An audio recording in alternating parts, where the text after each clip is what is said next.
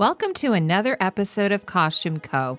In this first of a two-part episode, I analyze the costumes of the 80s cult classic Blade Runner, specifically the costumes of the human characters. Warning, there will be major spoilers for the entire film of Blade Runner from 1982.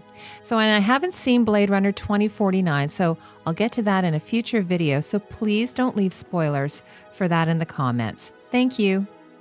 Blade Runner is a 1982 American science fiction film set in 2019 in a dystopian Los Angeles. The film is directed by Ridley Scott and stars Harrison Ford, who was just coming off of two huge box office hits at the time of filming, The Empire Strikes Back and Raiders of the Lost Ark. And while Scott had commercial success with Alien, he was still pretty much the new kid on the block and often clashed with actor Harrison Ford. One of the reasons why I'm with my husband is because on our first date, I asked him what his favorite movie was, and he said, it'd have to be Blade Runner. That hooked me because Blade Runner was and still is my favorite movie of all time. I first saw it when I was 16 years old, and I immediately sought out the source material right after. So while the movie wasn't immediately lauded by critics, it has come to be known as one of the greatest science fiction movies of all time, up there with 2001: A Space Odyssey. Blade Runner is based on the novel Do Androids Dream of Electric Sheep by American writer Philip K. Dick. While Dick was not recognized as a serious writer in America until much later, he was better appreciated in France and England early in his career. His other sci-fi masterpieces include A Scanner Darkly, The Man in High Castle, and Total Recall. The movie Blade Runner strayed away from the original source material, and Dick hated the gumshoe aspect in the early drafts of Blade Runner and disagreed with director Ridley Scott on the main premise of the plot regarding the androids, or replicants as their name was changed for in the movie. Sadly, Dick died before the final film was released, but was delighted in the revised script and 20 minutes of footage he was shown by Ridley Scott. For the look of Blade Runner, Scott was inspired by the painting Nighthawks, a 1942 oil-on-canvas painting by Edward Hopper, and Metal Hurlant, a French comic that featured the work of artist and cartoonist Moebius. If you saw my costumes of The Fifth Element, you'll know his work as concept creator on that project, and also the inspiration for many science fiction works today. Moebius had worked as a concept artist on Alien with Ridley Scott, albeit only for a few days. Scott also wanted him for Blade Runner, but it was in conflict with another project. The costumes for Blade Runner were co-designed by veteran designer Charles Node, seen here as an extra in a Monty Python movie, and newbie Michael Kaplan, with his first kick at the costume design can. Both designers earned a BAFTA for Best Costume Design, but their costumes, like the majority of Blade Runner's production team, were snubbed by the Oscars. When asked why he picked Charles Node with Michael Kaplan to co-design Blade Runner's meticulously detailed wardrobe, Ridley Scott replied, "When you've been a designer yourself, it's always easy to spot a superior member of your peer group." Charles Node later designed the costumes for Braveheart, winning his second BAFTA for Best Costume Design and an Oscar nomination. Michael Kaplan, of course, went on to work with director David Fincher of Fight Club, J.J. Abrams' two Star Trek features, and most recently Star Wars: The Force Awakens and the much-anticipated Star Wars: The Last Jedi follow-up. Rick Deckard, a former Blade Runner and the story's main protagonist, is forced out of retirement by the LA Police Department in order to retire a rogue group of replicants who have made their way to Earth.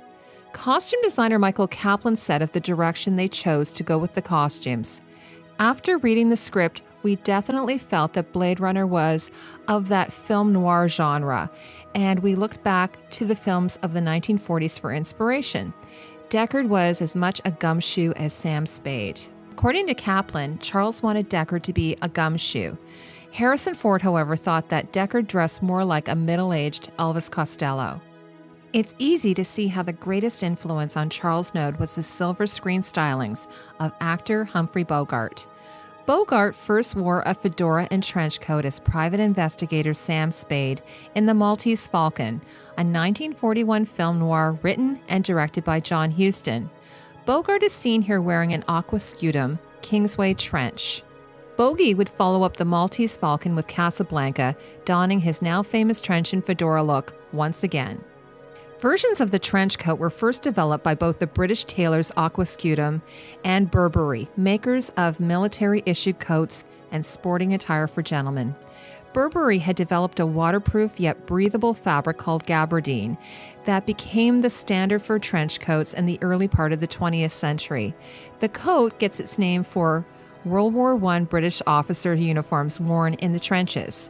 Both fashion houses still make trenches to this day.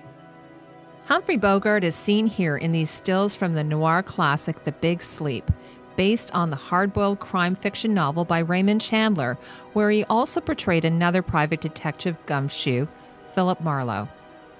In keeping with the atmosphere of the movie, Rick Deckard's high-collared trench was also for practical reasons. It offered the LA Blade Runner protection against acid rain. And despite the usual trope of the fedora-clad PI, actor Harrison Ford made one request to the wardrobe department. He didn't want to wear a hat because he'd just come off shooting Raiders of the Lost Ark, where he'd worn his iconic Indiana Jones fedora for months. As well, he cut his hair in this almost Caesar style without permission from production, thinking it was a good look for the futuristic noir thriller. Speaking for Charles Node, Kaplan states it was redefining what a futuristic trench coat would look like and what his one suit would look like. Production made a few shirts and ties, but it was always the same suit and the coat that he lived in. According to Ridley Scott, he said, "The trick is not to go too far." Here's an early concept sketch of Deckard's coat by Charles Node. And eventually towards something that looks close to the final costume. Notice that Node has included a fedora in these sketches, which, as I mentioned, was scrapped upon Harrison Ford's request. In these pages from Charles Node's personal Blade Runner production Bible and script, we see his continuity photos of Harrison Ford at different stages of breakdown and a few fabric swatches from his costume. Deckard's russet-colored trench is made from shot cotton.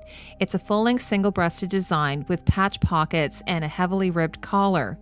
Costumes are often sold off after production, and this coat was originally auctioned off for £9,500. Pictured on the left is one of two of Deckard's shirts. The cotton long-sleeve shirt is tan with red, green, and blue panels with a 7-button closure. And on the right is the checkerboard-style red, black, and gray-colored necktie, which was hand-printed. There must have been more than one in existence, however, because Ridley Scott says he has one besides the one pictured here that went up for auction. Here's Charles Node's sketch of Deckard's suit, which is actually just a separate jacket and pants. And according to the notes seen here, the jacket was originally meant to be tweed. Deckard's suit jacket came to be made from brown rough woven silk with hunter-style pockets and a York shoulder design. The weather look of the jacket was to denote that this was the only suit that Deckard owned. Deckard's other shirt is this long-sleeve black cotton shirt with a blue and pink dot motif. This shirt, more than any of Deckard's pieces, looks the most 80s.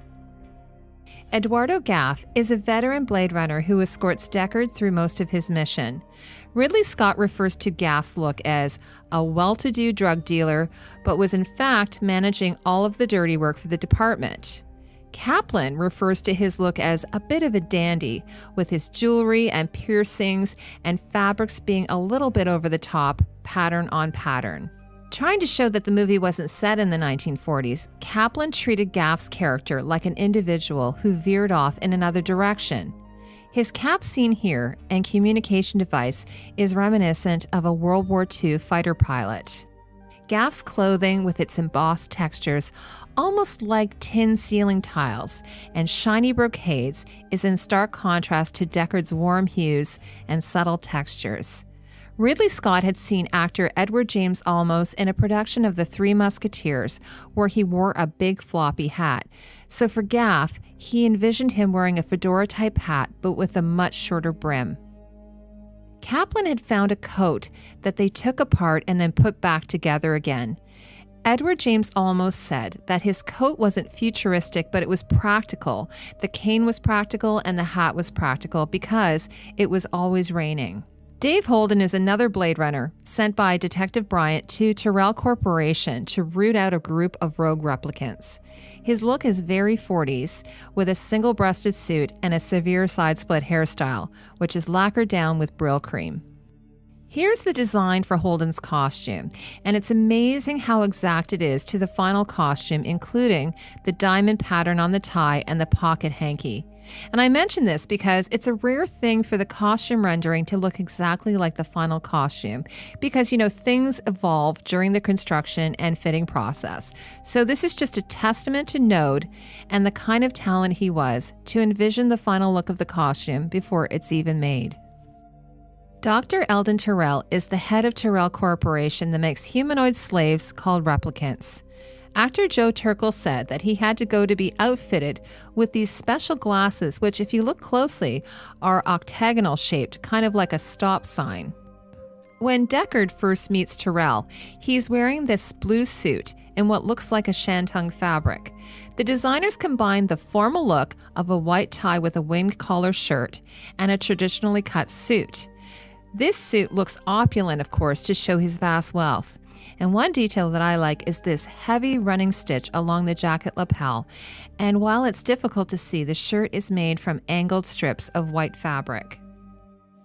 Michael Kaplan stated in an interview that the first location was shot in Union Station, subbing in for the police station, and that it was decorated in these beautiful mosaic Mexican tiles. The costume team then incorporated this pattern like we see on Tyrell's bathrobe in many of the costumes. Kaplan referred to it as almost like a white cocoon of a dressing gown that was made of white silk and stuffed with down, almost like he was still in bed when he wasn't. Tyrell's robe is embroidered with the Tyrell logo. Here is Charles Note's original costume sketch of Tyrell. Tyrell wears this collarless pin tuck nightshirt under his robe, again, a beautifully tailored piece. You can see that his bedding has the same type of quilting as his robe, which just sits off in the corner. J.F. Sebastian is a genetic designer working for Eldon Tyrell. While the character is actually 25, he has an aging disorder that prevents him from emigrating off-world. Kaplan described J.F. Sebastian as Puck-like, the shrewd and knavish sprite from Shakespeare's A Midsummer Night's Dream. Kaplan said that Sebastian is a craftsman, a tinker, and a toy maker. He looks almost storybook, slightly elfin. Here's Charles Node's sketch of Sebastian's costume. Sebastian wears bib overalls with lots of little pockets to hold his tools. His sweater looks a bit like a French Breton sweater, except that it appears that the shirt has been quilted. Makeup designer Marvin Westmore used no prosthetics for Sebastian's aged makeup and instead a traditional stretch and stipple technique with a flesh tone latex, a kind of liquid rubber. In this still of Sebastian's costume, you can really see how vivid the colors are and how much the lighting and filters can alter the colors of the costume as seen in the movie. The theatrical-looking, almost commedia dell'arte-style jacket is further embellished with colored braid and buttons. Hannibal Chu is a genetic engineer for Tyrell Corporation who creates the eyes for the replicants. There are two parts of his costume as seen depicted in Charles Node's sketch. The outer layer is intended as insulation against the freezing temperatures of his lab, with the idea that the tubes pipe in the warmth. Leon tears off his coat, revealing his coveralls. Chu's coat looks like an oversized Inuit parka. Kaplan states that the coat was made from patches of leather and then it was heavily distressed. What adds to this costume are these funky goggles worn over top of what looks like an aviator cap. Actor James Hong was only 55 when the movie was released, so he was aged up considerably for the role. Hong initially thought that the people who created his costume didn't know what they were doing, but has come to consider it one of the best costumes that he's ever worn. Harry Bryant is the captain of the Rep Detect Department of the Los Angeles Police Department and also Deckard's boss. Here's a sketch of his costume by Charles Node. Now, I can't quite make out the print on his tan shirt, but the design looks like a naval uniform shirt from World War II, with all of the tabs and the tortoiseshell buttons. And it also looks very lived in, like sort of like the cramped office that surrounds him. And finally, we see Bryant in this exterior shot wearing what looks like a long leather-like trench and a brown fedora, the type of hat that we might have seen on Deckard. That concludes part 1 in my 2-part episode on the costumes of Blade Runner. Be sure to subscribe and hit the bell notification so that you'll know when part 2 is uploaded. And I have that coming out soon, and that one will focus on the replicant costumes, so you don't want to miss it. I'd like to do a shout out to my latest Patreon, Natalie Baruch. Thank you so much, Natalie, for your support. And if you find value in my videos, consider supporting me on Patreon. I'll leave a link in the description below. And as always, thank you so much for watching.